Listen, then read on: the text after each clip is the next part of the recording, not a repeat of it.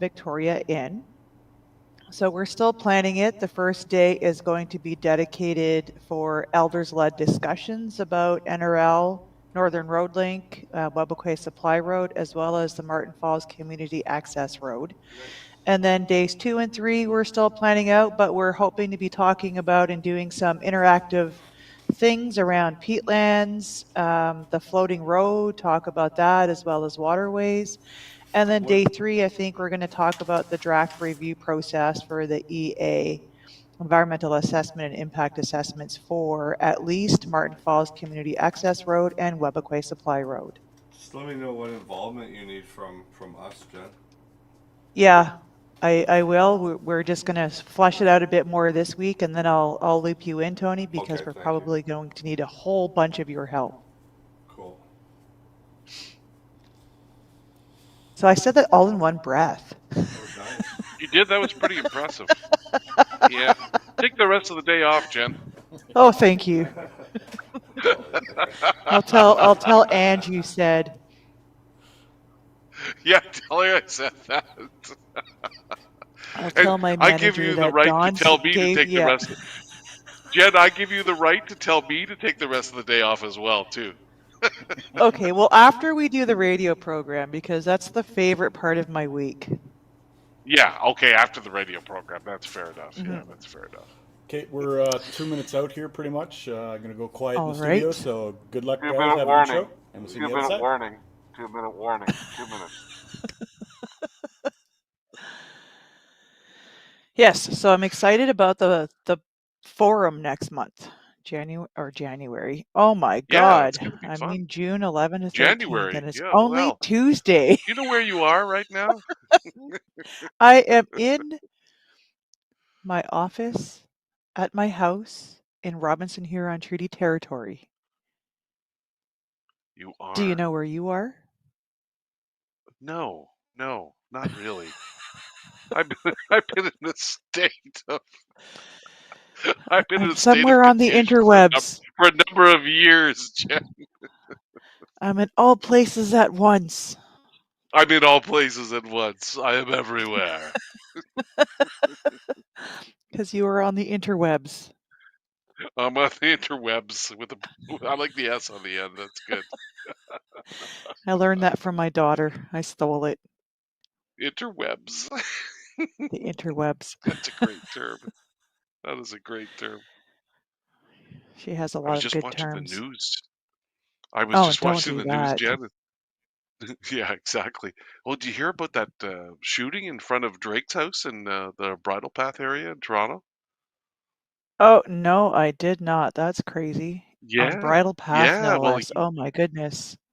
I guess he's in some sort of a feud with who was it? Kendrick Lamar, and so I don't know if it's related to this, but yeah, there's his security guy got shot last night. So Oh my the police are God. all over it. So yeah, it's quite the Celebrity news situation. live from Don Celebrity news. I'm Parkinson. on the. Live on I'm on location. top of. I'm on top of it, Jen. If it's celebrity stuff, He's I coming to know you it all. live from Bridle Path. Coming to you live from.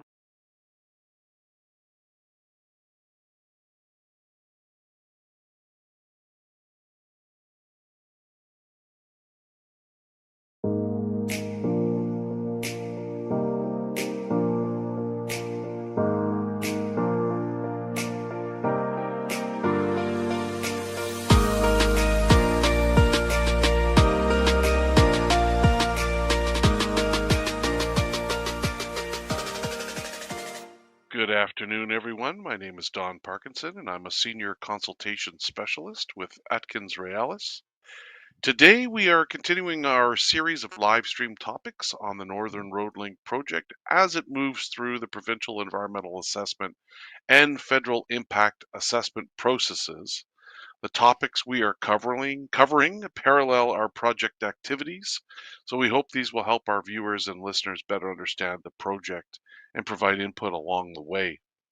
With me today is my usual co-host, Jennifer Ashawasage Pereira, my colleague and an Indigenous engagement and traditional knowledge specialist at Atkins Realis, Jen, I think the acronym for that would be IETKS.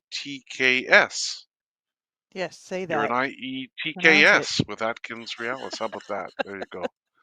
So, okay, Jennifer is a member of Henvey First Nation, located on the French River south of Sudbury, and works with me on our projects across Canada. Jen, welcome. Welcome back. Um, should be a fun topic today. Socioeconomics, Oh complicated, yes, very. lots of Lots many of moving things, pieces there. lots of moving pieces. Yeah, yeah, tons of moving pieces. It's one word, but it covers lots of different things. So today we're going to talk about the socioeconomic studies that we're undertaking as part of the environmental and impact assessments, and we're going to talk specifically about the socioeconomics study plan. So, without further ado, let's get started and do a quick run through of what we're going to cover today. We're going to kick things off as we usually do with a project background, just to get everyone briefed on the project, just in case they're not familiar with the project. And then we're going to talk about the objectives of the study plan for socioeconomics, the valued components and indicators, the methods that are going to be used, and then how you can contact us. So lots of ground to cover today. And well, let's provide a little bit of a background here. As you know, Jen, this proposed all-season road sits in northern Ontario on Treaty 9 land. It would connect the Ring of Fire mineral deposits to the all-season highway network, or the provincial highway network, via the proposed Martin Falls Community Access Road, which is currently Mhm. in the process, which is currently undergoing an environmental assessment and federal impact assessment as well. At the same time, though, and I'll get into this in a little bit more detail, the project will provide an opportunity for Webequie First Nation and its members to connect to the all-season highway or provincial highway network. Um, this project is subject to, again, to the Environmental Assessment Act, which is provincial, and the Impact Assessment Act, which is federal. Um, there are two proponents for this Northern Road Link project, Martin Falls First Nation and Webequie First Nation. And both First Nations are remote, so they don't have all-season road access. They're fly-in communities almost all year round, except for a narrow window in the winter, which seems to be Mhm. narrowing more and more each year. They are Yep. both located about 500 kilometers from Thunder Bay in a northerly direction. Um, and just as background, there's been a number of studies done previously on transportation corridors running through the same area. Finally, in 2020, the province of Ontario, as well as Martin Falls First Nation and Webequie First Nation, agreed to work together and agreed to serve as proponents for provincial environmental assessment for the project. So, and then ultimately the federal impact assessment, once that was identified as being required.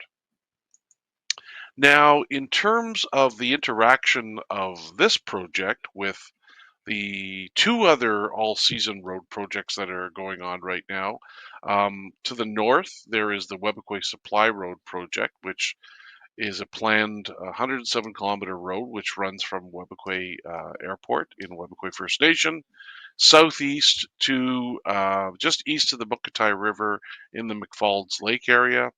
It would then connect with the northern end of the Northern Road Link, which then would run south and connect with the Martin Falls Community Access Road north end, and that would be in the Martin Falls area. And then the Martin Falls Community Access Road would then ultimately connect through upgraded resource roads to the provincial highway network. So that's where it all fits in, and the ultimate purpose is to enable economic activity by facilitating the transport of goods, services, and resources. In terms of the project, it's always more than just a gravel road. There are other what you call ancillary or additional infrastructure pieces that are part of the all-season road. The road itself would be a multi-use, right now, gravel road. It would range in length between 117 and 164 kilometers with a 100-meter right-of-way.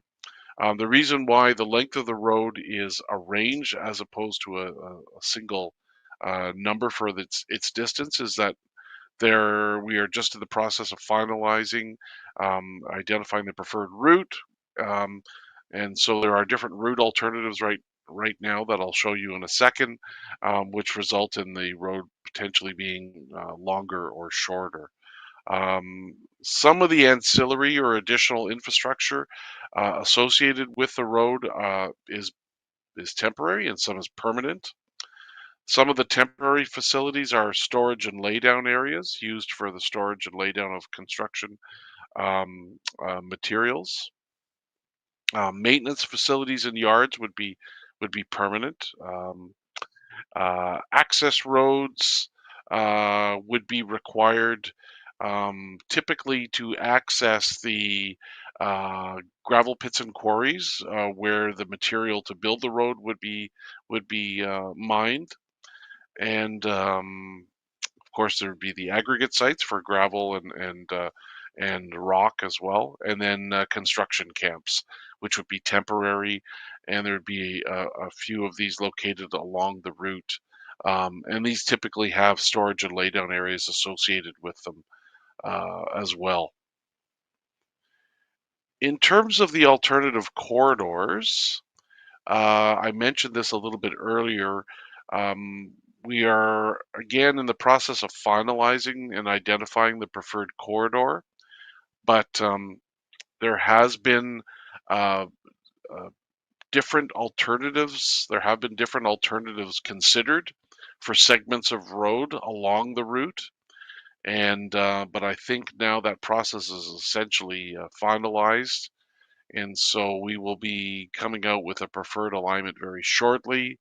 The map that you can see on your screen shows the different options labeled with letters. So you have, for example, C1, C2, and C3 for different options for segments, road segments, and then you have other options D and F as well. So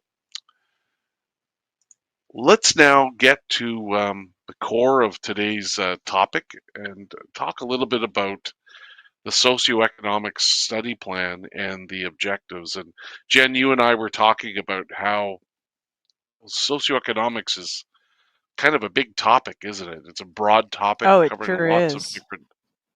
Yeah, and you can go in a lot of directions with it, and so we're hoping through this study plan that it's very comprehensive. Um, And so some of the objectives, the overall objectives, are to basically describe the areas that we're going to study, and then the things like the boundaries, the specific study areas that we're going to associated with each of these. Uh, we're gonna, this the study plan guides the implementation um, for how we gather data and how we conduct the effects assessment. So this is sort of our protocol, I guess, if you want to call it that we follow. So it's open and transparent, and it gets commented on through the regulatory agencies and through peer review as well. And the study plan is actually a coordinated approach to meet the regulatory requirements of both the federal and provincial. So federal impact assessment and provincial environmental assessments. And then the other part of another objective of the socioeconomic study plan is to share information, get feedback on the studies, from community members, the general public, government, and other interested stakeholders to make that plan as robust and comprehensive as possible. So as we do with other studies that we conduct as part of the environmental assessment or impact assessment, we have what you call valued components, which are what have been identified as being important, whether it's to community members, the general public, or technical staff. And I thought I would run through the valued components for the socioeconomic studies. Um, the first is regional and local economy. Um, so we're looking at the core of this is looking basically at economic activity at two levels, at the regional level and at the project level, at the local level. So we're looking at things like employment, businesses, procurement, how goods and services flow, and we'll get into it a little bit more specifically in a second to give Mm-hmm. people a better idea, and then I think they'll be able to follow a little bit better. And then we also are going to look at as a valued component or something important that we need to study is we're going to look at community services and infrastructure. And we all know that remote communities are often very lacking in these, and that's why it's an area of particular focus for this work. Um, so those, when we talk about community services and infrastructure, these are resources available to the community to help in making community members' lives better. Um, uh, so it could be housing, it could be healthcare, it could be emergency, it could be protection services like police and as well. It could be child care, it could be elder care, it could be just provision of clean water and management of waste as well. In terms of other valued components, there are there's land use and recreation. And when we Mm-hmm. talk about that, we're talking about commercial and non-commercial recreational activities that occur basically anywhere in around the project. And then another one, which is a really important one, Jen, as you know, is community Yep. safety. And this is a one that become, I would say, tell me what you think about this, but it's become more and more prominent um, over the last few years in particular, just because of the there's better understanding now of how uh, unsafe communities can be due to lots of different Oh, yeah, factors. that's it. And we Very, just went by May 5th or Red Dress Day. And so that really yep. highlights um, the lack of safety, I would say, across Canada for Indigenous women, girls, and two-spirited people. So we want to make sure It's we so look at true, those kinds Jen. of things. Mm-hmm. Yeah, and this, I don't think this historically was looked at in any level of detail on projects that initiated even just a few years ago. But now this is fortunately getting a lot more attention um, because and when you're looking at a situation like this where you're connecting the road to the provincial highway network, it changes things for community members, right? So It changes a lot of things, uh, and we don't want the Wild West here.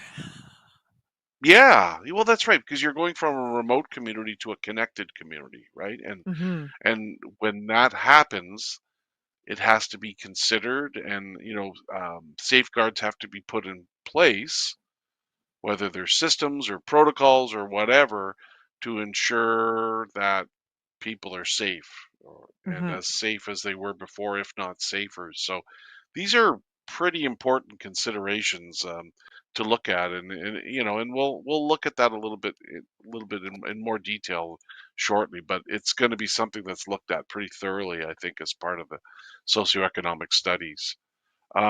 In terms of indicators now, and when I talk about indicators, I'm talking about measures, um, actual ways of measuring impacts for each of the valued components.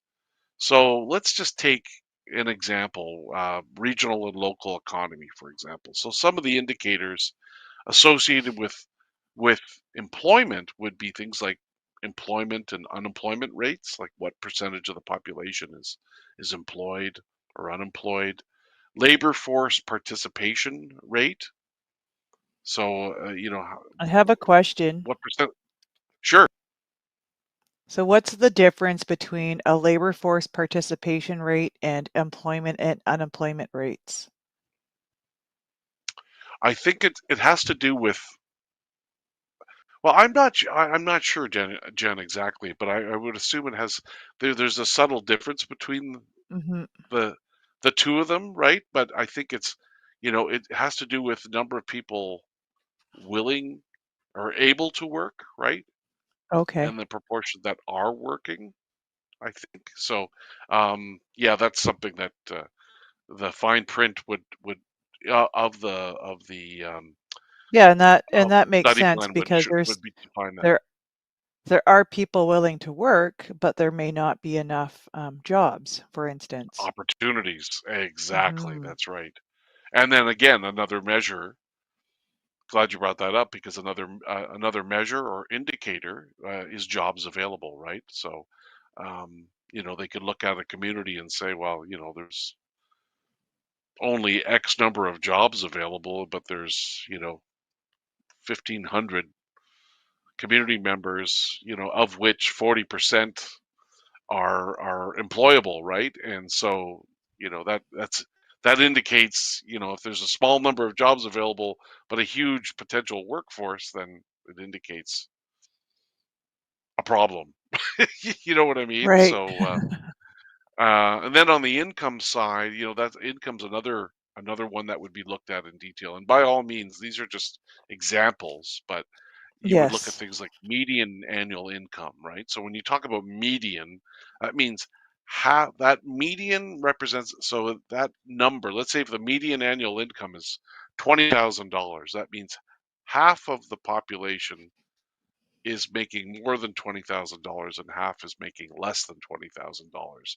And then you get into things like total income, after tax income, employment income. So there's a lot of different statistics that can be accessed, um, and they can serve as clues and guides, as to what's going on in a community. And again, we got to remember what we're trying to do here is establish a baseline, right? We're trying to um, paint the picture of the way things are now. We're also trying to describe, Jen, as you know, how things got to where they are now as well, because Yeah, that's very relevant, isn't it? it Um, absolutely is. And we take into consideration things like the Indian Act and the effect it's had on people. yes, yeah, exactly. And some of the other measures might be proportion of population with low income, Hmm. however that's defined, cost of living, right? So this consumer price index. So Right. it's a way of measuring inflation, like how much the cost of basic goods and services or goods has changed, up or down, usually up, as we know, and especially lately, up a lot.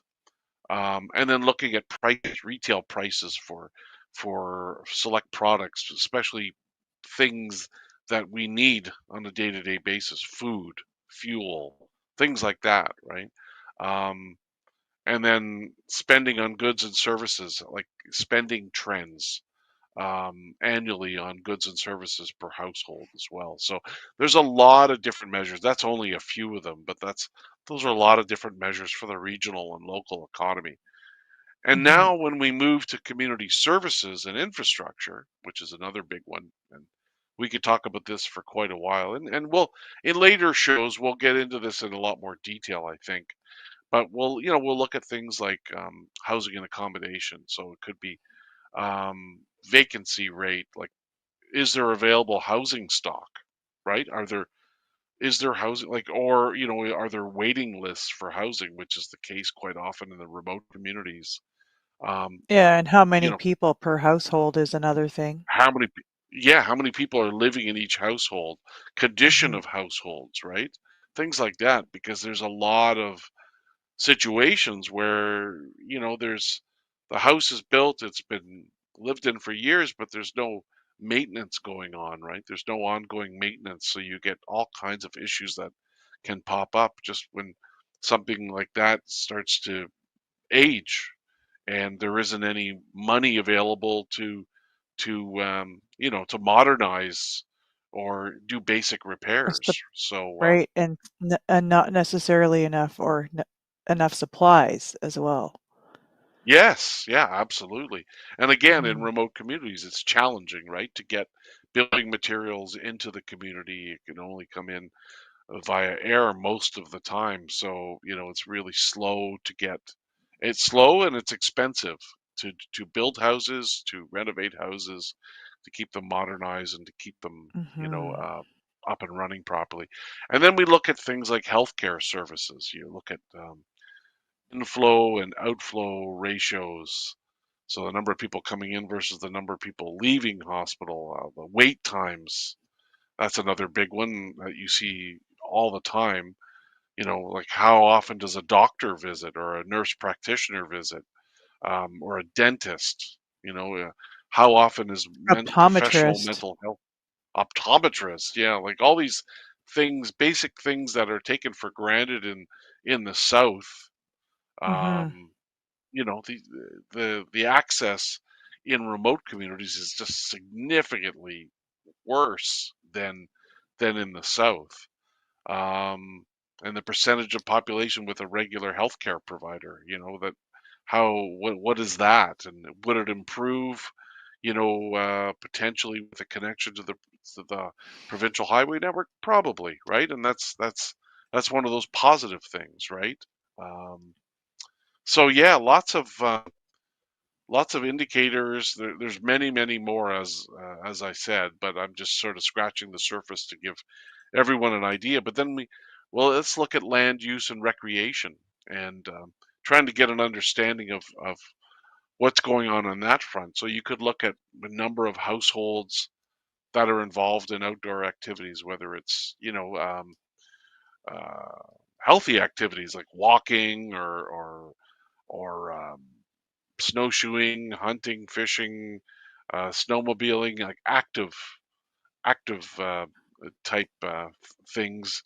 And so that's one measure for outdoor recreation, just to get a sense for maybe Hmm. exercise levels of community members as well. Again, it's all trying to paint that picture, that baseline of the way things are now, to understand the the healthiness or unhealthiness of the community, I guess, is another way The to describe holistic picture. the holistic picture. Yeah, looking at it from lots of different angles, considering lots of different factors. And then when we look at health, we talked about healthcare services, and okay, now let's move to community safety. Look at basic things, but important ones like the crime rate reported by the police. Uh, so whoever the police force is in the community, those numbers would be available. Incarceration rates, which is, incarceration means jail time. And Hmm. then looking at things like substance abuse, right? What percentage of the population has an addiction problem, or something along those lines, and how many people are in treatment? How long have they been in treatment for? Overdose deaths, have they increased? How has that changed over the years, and how do we foresee that possibly changing when the project is put in place? So all these things have to be looked at to help paint that picture and describe the way things are now. Now let's move on to talk a little bit about methods. So, the general sort of description of this is that a mixed methods approach, excuse me, Hmm. would be used. And this is sort of a combination of what you call quantitative, where you're measuring things, numbers, and then qualitative, where you're describing things. And then, so we're going to look at those, and then We're going to look at the tools, also the data collection tools that'll be used for that. So it's attacking it in a lot of different ways. The quantitative way helps the proponent or proponents in this case collect information at a much broader scale, and compare with other places. Um, with a number of indicators, because there's many measures, as we showed you a few of before. But the qualitative approach is it adds to that quite a bit, because it helps understand topics in more detail and in more depth, from that lived experience perspective. So it's often really interesting, as you know, Jen, when you sit down and you're talking about these things in more detail, typically through these one-on-one kinds of or small group focus group discussions that would Hmm. occur. And Yeah, there's so many when you take stories that, there. If you're yeah, tracking a person from birth, considering the services and the parents and their economic status, so to speak, and then moving through the entire system from school, healthcare, spiritual and cultural needs, and so on and so forth. So that's, an individual story times how many in the community and in the region as well. it's pretty revealing, isn't it, Jen? And Hmm. then when you combine that with the quantitative one, with the numbers, right? It can be pretty. It can really give you a pretty good idea of what's going on in a community. That's for sure. Um, So in terms of how the baseline data will be collected, two types of sources. We call them primary and secondary. Secondary sources are the indirect ones. They're not firsthand, but they're from things like reports and studies and books and articles. So, for example, if Webequay has done a housing assessment or an on-reserve land use plan, we would access documents like those to get Hmm. some baseline information. So there's a pretty heavy research side of this. Yeah, And then and there's the Statistics primaries. Canada. Yes, Statistics Canada, the census information, that kind Hmm. of stuff. There's a lot there. There's a lot there. But then there's the primary side, which when we get them directly or firsthand. And these are, in my view, really interesting ones where you do the interviews or the surveys. And so you're getting information directly from community members, and so this would be online surveys or at consultation events where you ask attendees, community members, to fill out surveys, answer questions, and then we can take that information and help get an understanding of the way things are, which is ultimately part of that establishing that baseline. Hmm. Let's talk a little bit now about the desktop analysis side of things for the method. So we would be doing kind of what I talked about before, doing that detailed review of any published social and economic data. We need to do that for the 22 communities potentially impacted by the Northern Road Link, as well as municipalities that are within that regional study area. We would look at planning documents and information um, that we can get from other communities that we engage with, and we'll look at that and try to garner as much information as we can to help again establish that baseline. Hmm. And then we come to the field studies, which is a really interesting part of it. I talked a little bit about these before. There would be community socioeconomic surveys. I know, Jen, you've been involved in those on the Webequay Supply Road project, and I have. focus groups. Focus groups. We've done those before as well, and those are Hmm. really interesting because it's qualitative, so you're getting really good detailed descriptions from an individual perspective, and especially if you can practice uh, GBA plus principles and apply those principles, so you get a good cross section of all the different um, types of people, ages, Demographics. demographics within a community. It allows you to really get a good idea of the way things are. And then key information interviews or key informant interviews where we quite often talk with, quite often it's people who work for the band, I would Mhm. say.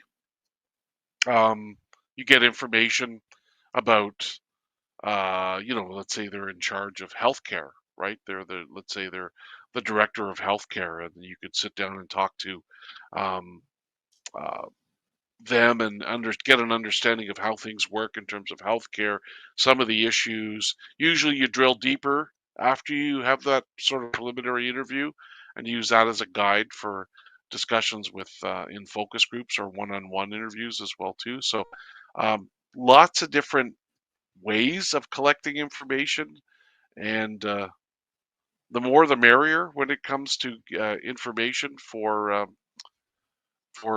field studies. Wouldn't you say so, Jen? That's it, because it paints a fuller and more holistic picture, because then we start looking at mitigation measures and perhaps some preventive measures as well, because we were talking about safety earlier. So perhaps there's some prevention measures that can be put in place. And I think And it could also help communities realize, if they haven't already, by going through this exercise, Jen, I think it helps them realize what they're missing and what they might need in terms of infrastructure as well, too, doesn't it? well, that's it. It can certainly help with planning, because they might have Yes, to grow, communities might grow, and then economic development might grow for the community as well as for entrepreneurs. So there's a lot of yes, room for growth when we look at these documents when they're all done. yeah, yeah, definitely. Wow. Well, we've run out of time, and just boy, we That happened so went through that fast. quickly. It happened so fast. So I just wanted to remind everyone they can contact us at northernroadlink.ca or our website, northernroadlink.ca. That wraps up today's discussion. We hope this was helpful, and we want you to tune in again next week um, for our next topic, which I don't actually have with me right now. Um, don't forget to keep in touch with our project team members via the contact information available on our website, northernroadlink.ca. Miigwech, and make sure to look out for project updates on social media and our website. Miigwech.